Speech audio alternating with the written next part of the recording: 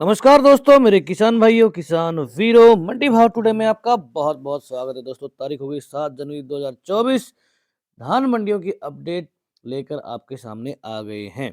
बाजार में क्या चल रहा है, क्या नहीं चल रहा है, क्या हो सकता है, क्या पीछे हुआ है, आगे पीछे की सारी खबरों का विश्लेषण हम सिलसिलेवार तरीके से और विस्तार से करने वाले हैं। धान में कई दिनों से हम कह रहे हैं कि तेजी आएगी, जिसकी पूरी पूरी संभावना अभी भी बनी हुई है, लेकिन अभी तक तेजी देखने को नहीं मिली है। 10-20 दिन से ऐसा माहौल चल रहा है, बाजार ठहरा हुआ है। और अगर मैं बात करूं 5 दिसंबर की बाद से जो है धान का बाजार ठहरा हुआ है और यहाँ पर तेजी की संभावनाएं काफ़ी हैं, लेकिन तेजी नहीं आई है। उसका क्या कारण है, पूरे बाजार का एनालिसिस करना है और उसके ऊपर फिर फाइनली एक कंक्लूजन निकालने की कोशिश करेंगे कि भाई आगे हमको आज की डेट में क्या करना चाहिए।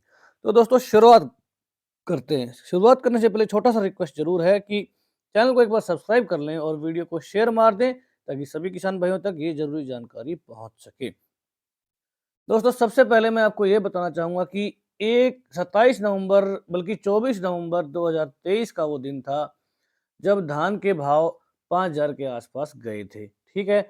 उसके बाद 27 को 5,000 की रेंज आ गई थी, क्योंकि 24 को 5,000 के आसपास गए थे, 27 को 5,000 की रेंज आ गई थी और 1 दिसंबर को 5100 का भाव हरियाणा की एक दो मंडियों में 11-21 में लग गया था। तो यही वो दिन थे जब टॉप भाव था धान का। तो उस समय हमने वीडियो भी बनाया था और रिपोर्ट भी बनाई थी कि भाई आज जो है अच्छा समय है। मैं थोड़ा सा आगे लेके जाना चाहूंगा इस वीडियो को।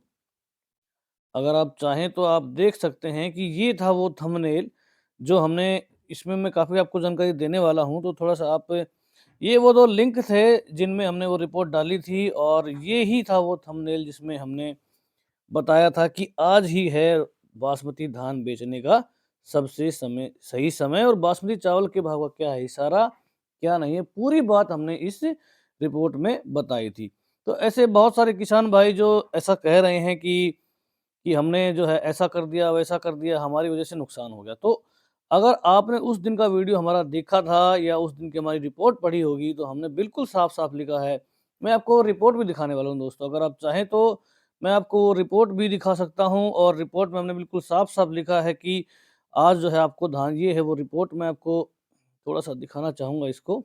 जी दोस्तों, ये हमारी वेबसाइट है और इसको आप देखते भी होंगे, तो इसमें हमने यही रिपोर्ट लिखी है। तो ये जो यहाँ से आप देख रहे हैं इस हफ्ते कैसे रह सकता है बाजार जो है, तो हमने ये लिखा था यहाँ पर भाई कि उस दिन, ये 27 तारीख की रिपोर्ट है, मैं आपको दिखा दूँ कि ये 27 तारीख की जो है पब्लिश की हुई रिपोर्ट है। नवंबर 27 2023। तो ये इसका हेडिंग ये है कि मंडी जाने से पहले एक बार ये रिपोर्ट ज़रूर देख लें। तो इस रिपोर्ट में हमने जो है अंत में क्या लिखा है कि भाई साथियों, यहाँ से आगे बहुत बड़ी तेज़ी की उम्मीद कम है, इसलिए 100-200 रुपए की तेज़ी बनते ही धान को निकाला जा सकता है। ये तो होगी हमारी 27 की। उसके बाद जब 1 तारीख को जब टॉप भाव आए थे, उस समय भी हमने दोस्तों जो है बिल्कुल आपके सामने ये रिपोर्ट रखी थी। मैं फिर से आपके सामने ये रखना चाहूँगा।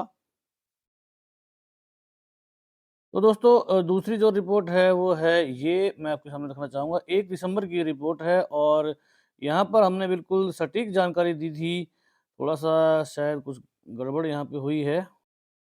हाँ दोस्तों, इसमें 30 नवंबर के हमने चावल के भाव भी दिए थे, वो आप देख सकते हैं। 8400 का भाव उस टाइम पाया था। 11-21 में 10,400 की रेंज चल रही थी और सेला में 8550, 17-18 में भी 9400 के भाव स्ट्रीम ए में थे और 8150 के भाव सेला क्वालिटी में देखने को मिले थे। तो उस दिन हमने ये आपको कंक्लूजन लिख के दिया था कि भाई किसान साथियों, मंडी भाव टुडे को लगता है कि इस समय धान के भाव अपने टॉप रेट के आसपास चल रहे हैं। ऐसे में 100-200 रुपए की तेजी के लिए धान को रोकना तर्कसंगत नहीं लगता। दोस्तों, ये मैंने ही रिपोर्ट लिखी है और मैंने बिल्कुल साफ-साफ लिखा है कि 11-21 धान में 5400 के आसपास ठहराव देखने को मिल रहा है। यह ठहराव टॉप भाव होने का इशारा हो सकता है। तो दोस्तों, ये बिल्कुल हमने साफ-साफ लिखा था, ये आप बिल्कुल पढ़ सकते हैं और ये कह सकते हैं, अगर अगर आपने हमारी बात ठीक से मानी होगी तो आप वहाँ पर निकल गए होंगे। ऐसा नहीं, कुछ किसान हमारे ज़रूर नहीं निकाल पाए, लेकिन बहुत सारे ऐसे किसान होंगे, हज़ारों की संख्या में ऐसे किसान होंगे जिन्होंने उस टाइम पे अपना माल निकाल दिया होगा और बिल्कुल ऐसा ही हुआ है। ये बात जो है मुझे बिल्कुल पता है। तो जो 2-4 किसान भाई हैं वो नहीं निकाल पाए, किसी कारण से कोई काम हो गया या पढ़ नहीं पाए या वीडियो देख नहीं पाए, तो उसका दोषारोपण करना जो है किसी और के ऊपर सही नहीं है। अब दोस्तों मैं आपको कुछ ज़रूरी जानकारियाँ देने वाला हूँ जो कि इस वीडियो में हम देंगे। सबसे पहले मैं आपको बताने वाला हूँ कि कितना जो है परसेंटेज है जो एक्सपोर्ट हम करते हैं बासमती का, वो कहाँ-कहाँ जाता है। तो ये हमने एक बहुत मेहनत करके डाटा निकाला है। तो ईरान जो है, ईरान को हमारे जो कुल बासमती एक्सपोर्ट है उसका 24% हिस्सा जाता है। उसके बाद सऊदी अरब है, उसके बाद इराक है, उसके बाद यूएई है, संयुक्त राज्य अमीरात है, उसके बाद यमन है, उसके बाद अमेरिका का नंबर आता है। तो बहुत पीछे हैं, बहुत नीचे लिस्ट में है अमेरिका, उसके बाद फिर कुवैत है, उसके बाद फिर यूके, यूनाइटेड किंगडम जो है और यूरोप के जो कंट्रीज़ हैं, कुल मिला के वो इससे नीचे ही हैं। तो कहने का मतलब ये है कि अगर यूएस के हम 5% को पकड़ लें, यूके के 2% को पकड़ लें, 2.5% को, तो 5 और 2 7 और 2-3% और मिला लें, तो कुल मिला के 10% भी ऐसा माल नहीं जो रेड सी के थ्रू जाता हो।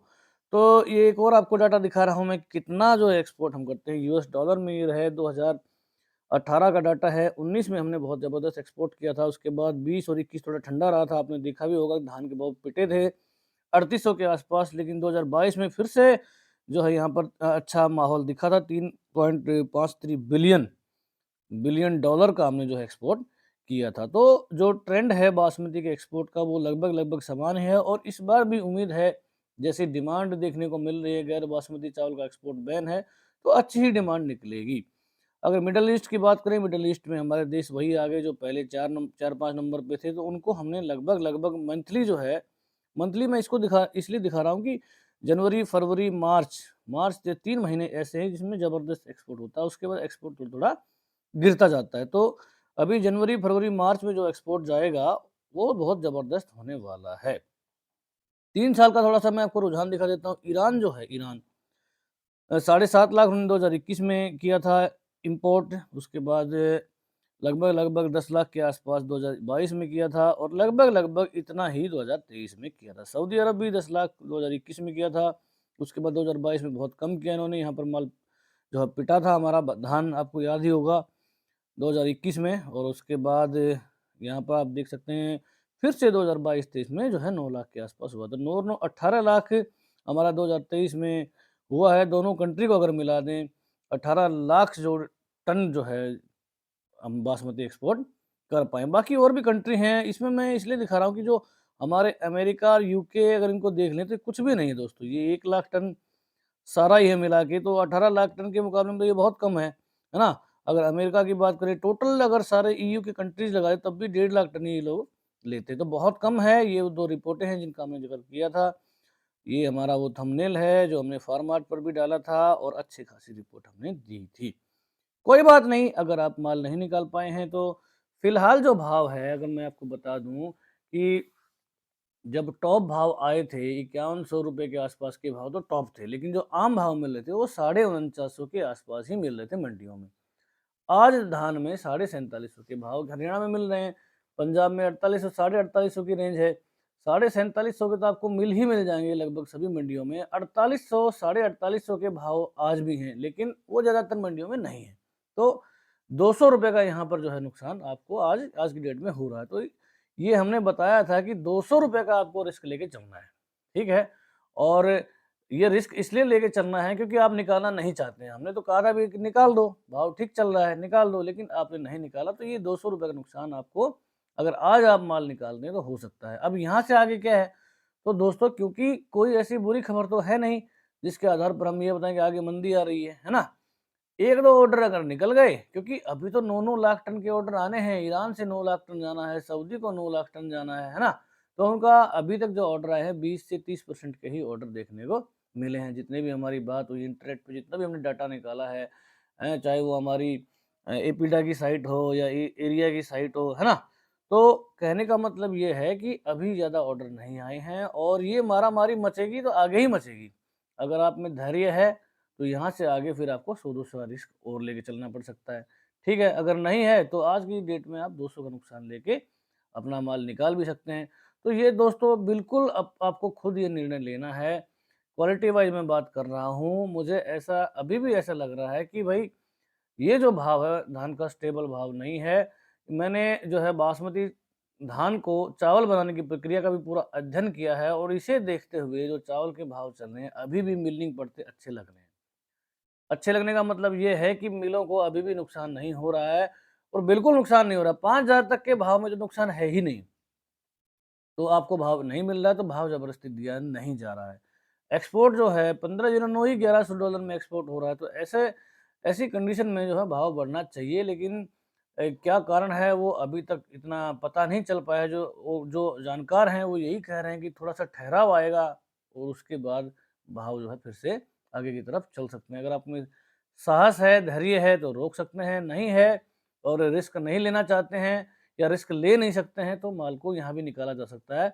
ज़्यादा से ज़्यादा 100-150 का नुकसान आपको लेके चलना पड़ेगा। शेयर मार्केट में भी लोग जो है कितना-कितना नुकसान उठाते हैं, तो थोड़ा बहुत नुकसान जो है आप यहाँ पर उठा सकते हैं अगर आपको धान आज की डेट में बेचना है तो। इसका दोष आप किसी पे मत डालिए, क्योंकि हमने बिल्कुल अपनी साइड क्लियर कर दी थी कि भाई अच्छे भाव हैं, अच्छा रेट है, धान और चावल का जो है रेट है वो संतुलन में आ गया है और यहाँ से आगे तेज़ी की उम्मीद कम है। फिर भी क्योंकि बासमती का बाज़ार में कभी भी कुछ भी हो सकता है, इसलिए हम भी हमको उस दिन थोड़ी पता था कि भाव गिर जाएँगे। फिर भी हमने बोला था कि भाई अब टॉप आ गया, यहाँ से आगे गिर सकते हैं। तो ये हम रिस्क लेके, क्योंकि लोगों को अच्छा नहीं लगता जब मैं ऐसे बोलता हूँ कि भाव गिर जाएँगे, है ना? तो अभी हमने बता दिया था, तो बिल्कुल दोषारोपण की कोई बात नहीं, अब हम भाव की चर्चा कर लेते हैं। कल का बाज़ार जो है ठीक-ठाक रहा, 2-4 मंडियों में मंदी दिखी, 2-4 में तेज़ी।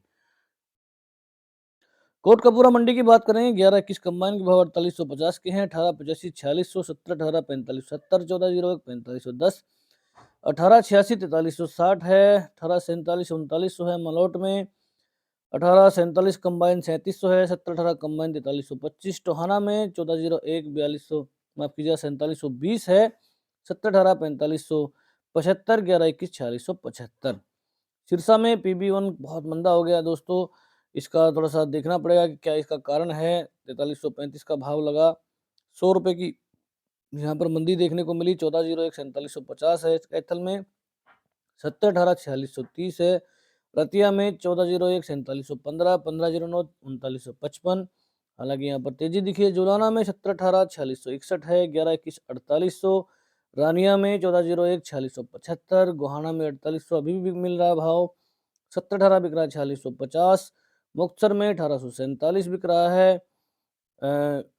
3950 में कंबाइन क्वालिटी। 17 18 4620 है। 16 बावन में 4000, 1401 4555। झांसी में 4751 बिका है 11-21।